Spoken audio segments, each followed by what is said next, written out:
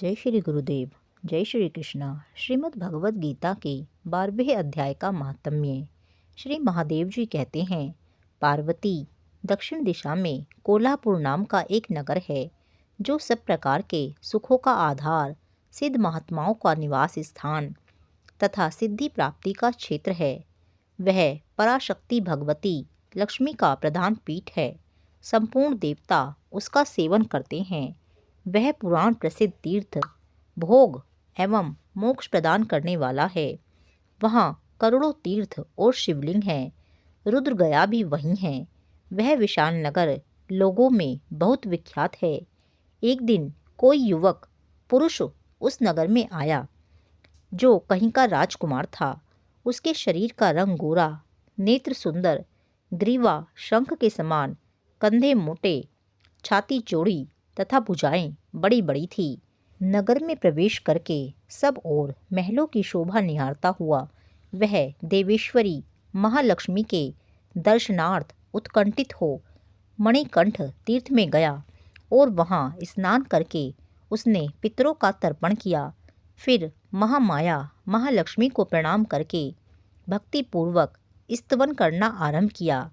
राजकुमार बोला, जिसके हृदय में असीम दया भरी हुई है, जो समस्त कामनाओं को देती तथा अपने कटाक्ष मात्र से सारे जगत की सृष्टि, पालन और संहार करती है, उस जगन माता महालक्ष्मी की जय हो। जिस शक्ति के सहारे उसी के आदेश के अनुसार परमेष्ठी ब्रह्मा सृष्टि करते हैं, भगवान अच्युत जगत का पालन करते हैं तथा भगवान रुद्र अखिल विश्व का संहार करते हैं, उस सृष्टि, पालन और संहार की शक्ति से संपन्न भगवती पराशक्ति का मैं भजन करता हूँ। कमले योगी जन तुम्हारे चरण कमलों का चिंतन करते हैं।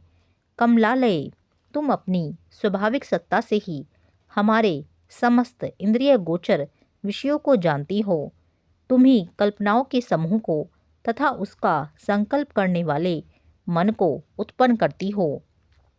इच्छा शक्ति, ज्ञान शक्ति और क्रिया शक्ति, ये सब तुम्हारे ही रूप हैं। तुम परासंवित रूपणी हो। तुम्हारा स्वरूप निष्कल, निर्मल, नित्य, निराकार, निरंजन, अंतरहित, आतंक शून्य, आलंबहीन तथा निरामय है। देवी, तुम्हारी महिमा का वर्णन करने में कौन समर्थ हो सकता है, जो षट चक्रों का भेदन करके अंतःकरण के 12 स्थानों में विहार करती है। अनाहत, ध्वनि, बिंदु, नाद और कला, ये जिसके स्वरूप हैं, उस माता महालक्ष्मी को मैं प्रणाम करता हूँ। माता, तुम अपने मुख रूपी पूर्ण चंद्रमा से प्रकट होने वाली अमृत राशि को बहाया करती हो। तुम ही परा, पश्यंती, मध्यमा और वैखरी नामक वाणी हो। मैं तुम्हें नमस्कार करता हूँ। देवी, तुम जगत की रक्षा के लिए अनेक रूप धारण किया करती हो। अंबिके, तुम ही ब्राह्मी, वैष्णवी तथा माहेश्वरी शक्ति हो। वाराही, महालक्ष्मी, नारसिंगी, इंद्री, कुमारी, चंडिका, जगत को पवित्र करने वाली लक्ष्मी, जगन माता सावित्री, चंद्रकला तथा रोहिणी भी तुम्ही हो। परमेश्वरी, तुम भक्तों का मनोरथ पूर्ण करने के लिए कल्पलता के समान हो। मुझ पर प्रसन्न हो जाओ। उसके इस प्रकार स्तुति करने पर भगवती महालक्ष्मी अपना साक्षात स्वरूप धारण करके बोली, राजकुमार, मैं तुमसे प्रसन्न हूँ। तुम कोई उत्तम वर मांगो। राजपुत्र बोला, माँ, मेरे पिता राजा बृहद्रथ अश्वमेध नामक महान यज्ञ का अनुष्ठान कर रहे थे। वे दैव योग से रोगग्रस्त होकर स्वर्गगामी हो गए। इस बीच में यूप से बंधे हुए मेरे यज्ञ संबंधी घोड़े को, जो समूची पृथ्वी की परिक्रमा करके लौटा था, किसी ने रात्रि में बंधन काटकर कहीं अन्यत्र पहुंचा दिया। उसकी खोज में मैंने कुछ लोगों को भेजा था, किंतु वे कहीं भी उसका पता न पाकर जब खाली हाथ लौट आए हैं, तब मैं सब ऋत्विजों से आज्ञा लेकर तुम्हारी शरण में आया हूँ। देवी, यदि तुम मुझ पर प्रसन्न हो तो मेरे यज्ञ का घोड़ा मुझे मिल जाए, जिससे यज्ञ पूर्ण हो सके, तभी मैं अपने पिता महाराज का ऋण उतार सकूंगा।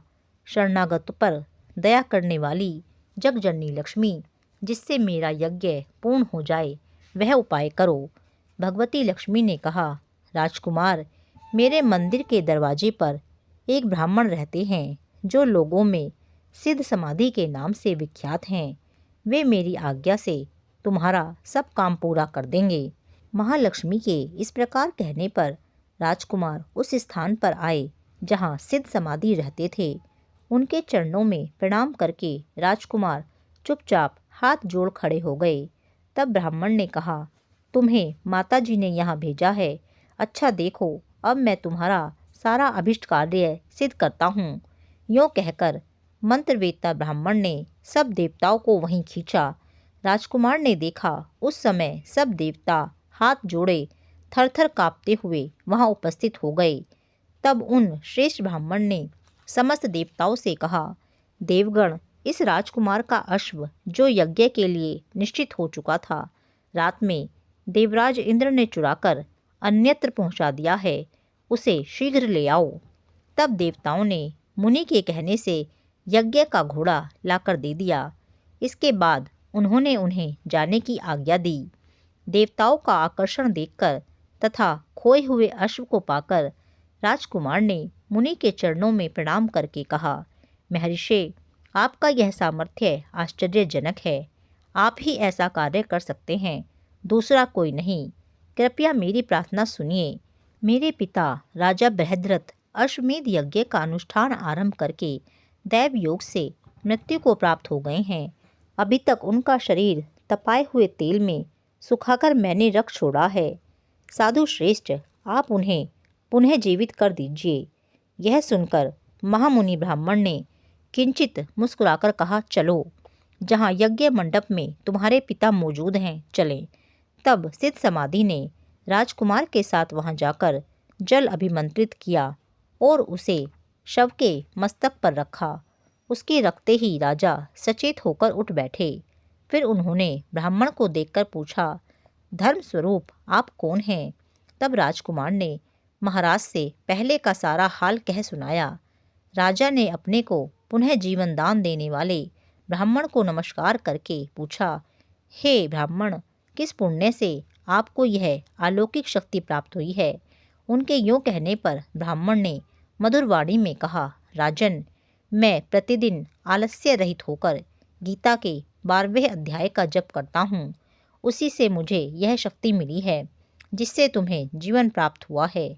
यह सुनकर ब्राह्मणों सहित राजा ने उन ब्रह्म ऋषि से गीता के 12वें अध्याय का अध्ययन किया। उसके महात्म्य से उन सब की सद्गति हो गई।